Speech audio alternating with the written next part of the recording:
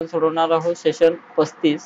तर लॅबवर जायचं आहे आणि नेहमीप्रमाणे त्याच्यातनी टायपिंगची प्रॅक्टिस करून घ्या आणि त्यानंतर सेल्फ पाथ लर्निंग सोडवायचं आहे आणि इथून प्रोसिडर क्लिक करायचं आहे. त्यामध्ये 2 क्वेश्चन्स आहे. इथून स्टार्ट करा. डॅश डॅश टॅब तुम्हाला डॉक्युमेंट सेव्ह करायला मदत करते म्हणत आहे. कोणती टॅब आपल्याला डॉक्युमेंट सेव्ह करण्यास मदत करते तर फाईल टॅब आहे.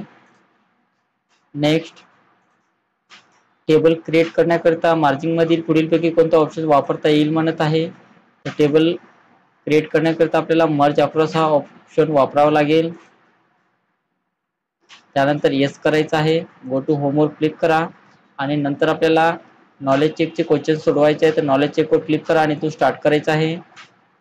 एखादी टेम्पलेट डाउनलोड केल्यानंतर डॉक्युमेंटमध्ये चेंजेस सेव्ह होण्याकरता सर्वात महत्त्वाची स्टेप कुठली घ्यावी लागेल म्हणत आहे. तर त्यासाठी आपल्याला सेव्ह द डॉक्युमेंटवर क्लिक करायचं आहे. MS एक्सेल मध्ये टेम्पलेट्स वापरण्याचे फायदे ओळखा म्हटलेला आहे. तर MS एक्सेल मध्ये टेम्पलेट वापरण्याचे फायदे कोणकोणते आहे बघा.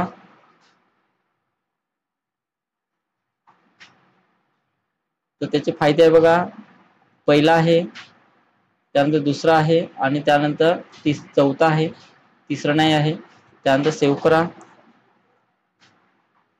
त्यानंतर MS एक्सेल मध्ये सिलेक्ट केलेल्या टेबलला टेबल स्टाईल अप्लाय करण्याचा उपयोग काय असतो म्हणत आहे. तर त्याचा काय उपयोग असतो बघा. त्यामुळे पूर्ण टेबल फॉर्मॅट होते हे त्याचं उत्तर आहे. डॉक्युमेंटच्या पेज लेआउट टॅबमधून थीम अप्लाय केल्यावर काय होते म्हणत आहे. तर काय होते बघा. तर डॉक्युमेंटमध्ये सर्व ऑब्जेक्ट फॉर्मॅट होतात. तर हे त्याचं उत्तर असणार आहे. मी ही इमेज पहा. गाईडलाईन करता प्रत्यक्ष वर्कशीट व्यतिरिक्त हा आणखी एक वर्कशीट उपलब्ध आहे. ती कसली भूमिका बजावते म्हणत आहे. तर याचं उत्तर आहे बघा ऑप्शन बी. तो टेम्पलेट कशी वापरावी याबाबत सूचना देते. ऑप्शन बी वर क्लिक करा आणि त्यानंतर सबमिट करायचं आहे. तर असे येस आय एम वर क्लिक करा आणि यामध्ये आपल्याला एंड एक्झाम हे नाव टाकायचं आहे आणि त्यानंतर कन्फर्म बटनावर क्लिक करा.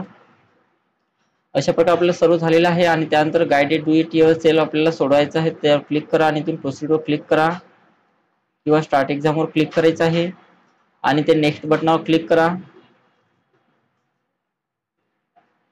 पहिला क्वेश्चन लावा.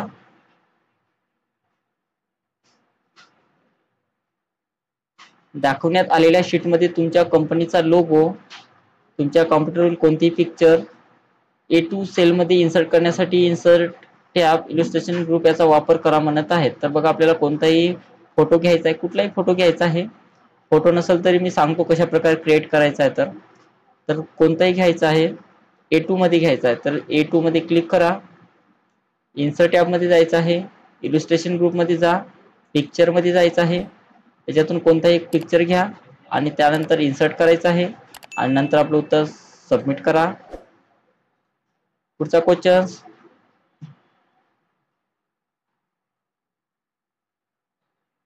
दिलेल्या वर्कशीटमध्ये A7 सेल सिलेक्ट करा म्हणत आहे. तर A7 सेल सिलेक्शन करायचं आहे आणि त्यामध्ये मिस्टर पटेल हे टेक्स्ट एंटर करायचं आहे. तर मिस्टर पटेल हे नाव त्यामध्ये टाईप करायचं. तर मिस्टर टाईप करा. त्यानंतर पटेल टाईप करायचं आहे. त्यानंतर बाहेर क्लिक करा आणि त्यानंतर सबमिट करायचं आहे. पुढचा क्वेश्चन.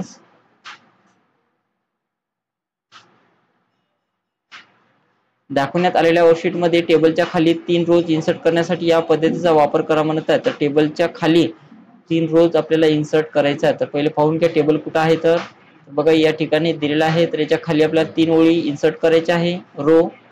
तर त्यासाठी इन्सर्ट टॅबवर जा आणि इन्सर्टची रो वर 3 वेळेस क्लिक करायचं. 1, 2 आणि इथून 3 घ्यायचे आहे आणि त्यानंतर सबमिट करा. पुढचा क्वेश्चन.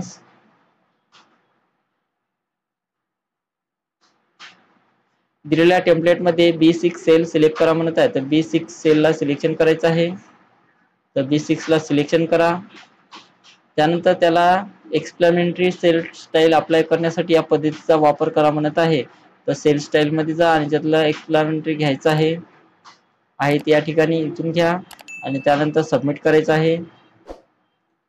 आणि शेवटचा क्वेश्चन पहा.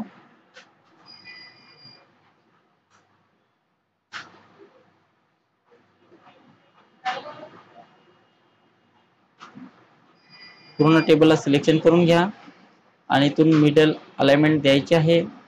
सेंटर करा, मिडल आणि सेंटर करायचं आहे आणि त्यानंतर सबमिट करायचं आहे. त्यानंतर ओके करा, येस आय एम वर क्लिक करायचं आहे आणि याच्यामध्ये बघा आपल्याला एंड एक्झाम हे नाव टाका आणि कन्फर्म बटनावर क्लिक करायचं आहे. त्यानंतर 1 मिनिटाचा टायमिंग आपल्याला पूर्ण करून घ्या आणि त्यानंतर सिम्युलेशन क्वेश्चन सोडवायचे आहे आणि इथून स्टार्ट करा.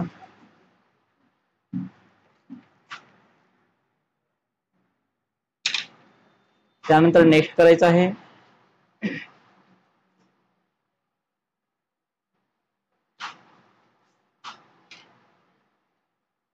सेव्ह म्हणून वापरलेल्याने वर्किंग शीट कॉपी बनते आणि मूळ शीट इंटॅक्ट राहते. त्यामुळे स्टुडंट ग्रेड बुक नावाने सेव्ह ॲज वापरून दिलेली शीट तुमच्या डेस्कटॉपवर सेव्ह करा म्हणत आहे. तर फाईल टॅबमध्ये जायचं आहे, सेव्ह ॲज वर जा, त्यानंतर डेस्कटॉपवर जायचं आहे, नाव द्या आणि त्यानंतर सेव्ह करायचं आहे.